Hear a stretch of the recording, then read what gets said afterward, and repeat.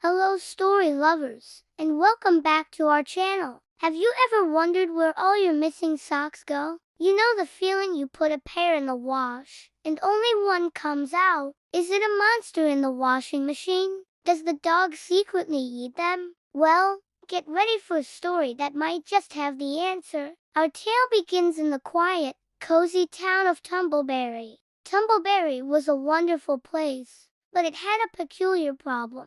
Every single laundry day, without fail, socks would vanish into thin air. Not the pair, mind you, just one lonely sock. One day it was a left sock with stripes, the next a sparkly right one. Parents scratched their heads, blaming the hungry washing machine. Kids pointed fingers at the family dog, who always looked innocent. But the truth was, no one in Tumbleberry really knew the secret of the disappearing socks. That is, until a curious young boy named Theo made a discovery that would change everything. One afternoon, while helping with the laundry, he reached into the basket and found something that wasn't a sock or a shirt. It was a tiny, folded piece of paper. He carefully opened it, and in faint, fuzzy writing, the note read, "I'm tired of being stepped on. I'm going on an adventure. Signed, Sock." Theo blinked, his eyes wide with disbelief. A sock had written him a note?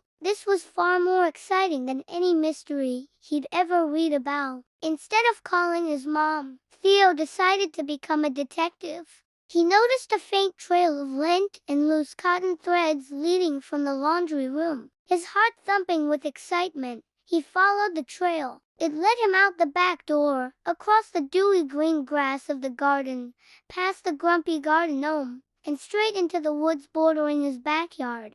The further he went, the thicker the trail of fluff became, clinging to branches and leaves like tiny clues. Deeper in the woods, where the sunlight dappled through the leaves, Theo stumbled upon something incredible. Hidden in a clearing was a bustling, colorful, and utterly charming little village. It was a village made entirely of runaway socks. They had built tiny houses from old drawers, swung from clotheslines like acrobats, and were playing hide and seek among the ferns. It was a place of pure joy and freedom. Welcome to Socksville. As Theo watched in amazement, a brave little blue sock with a single white stripe hopped over to him. "You must be Theo," the sock said in a surprisingly clear voice. Theo knelt down, speechless. "I'm Stripe," the sock continued. "I used to be your favorite." Theo's jaw dropped. It was his missing blue sock. Stripe explained that socks had feelings too. They got tired of being squished into smelly shoes, forgotten at the bottom of the hamper, and stepped on all day long.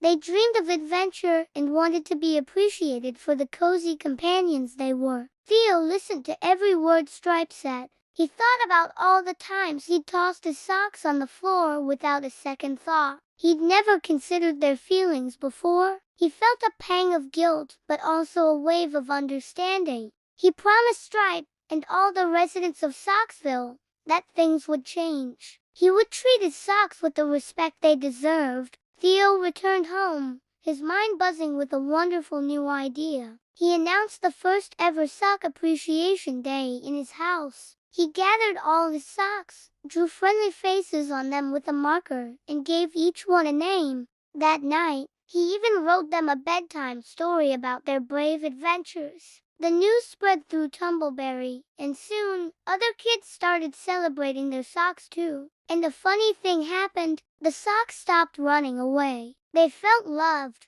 cared for, and important. Stripe became the official ambassador between the human world and Socksville, ensuring that all socks were treated with kindness. From that day on, Laundry Day in Tumbleberry was never a boring chore again. It became a day to celebrate the small, cozy heroes that keep our feet warm. So, the next time you pull a warm pair of socks from the dryer, maybe give them a little squeeze and a word of thanks. You never know, you might just be preventing another grand adventure to Socksville. Thanks for listening to our story today. If you enjoyed this little tale, don't forget to hit that like button and subscribe to our channel for more magical stories. We love having you here. Until next time, stay curious.